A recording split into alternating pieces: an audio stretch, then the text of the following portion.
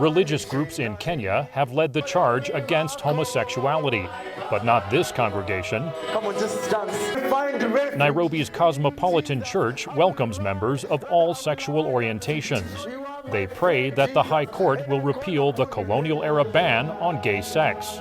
There's a lot of police harassment, blackmail cases. So some people are afraid of coming here because they don't know what might happen. The police can storm in here and wrap people up and go. So removing those laws would give people more confidence to know that they're not criminals and they can be they can be able to associate and mingle and conduct their activities and services without any fear. The church meets behind closed doors and is rejected by Kenya's Christian establishment, which maintains that legalizing gay sex would be a step towards same-sex marriage. Kenya, we don't believe in that.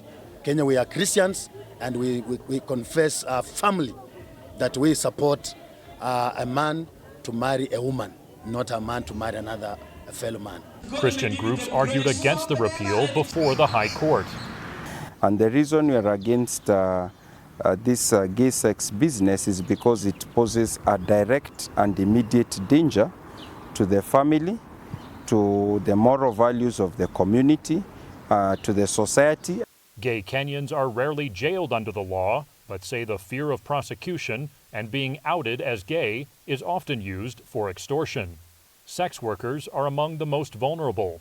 If somebody is raped, when you take them even to the police station to report, when they're told to go to court, they don't show up because they're afraid, because rape cases, they usually have mediators in the court, and then they start asking you questions. Local rights groups filed the case before the High Court. The Constitution of Kenya speaks about its values, and part of its values are social justice, inclusivity. And so at some point then we need to question ourselves whether the laws that we have codified on paper are truly inclusive. It's a landmark case that could allow gay Kenyans to emerge from the shadows or affirm traditional values that most Kenyans see as the norm. Daniel Schearf, VOA News, Nairobi.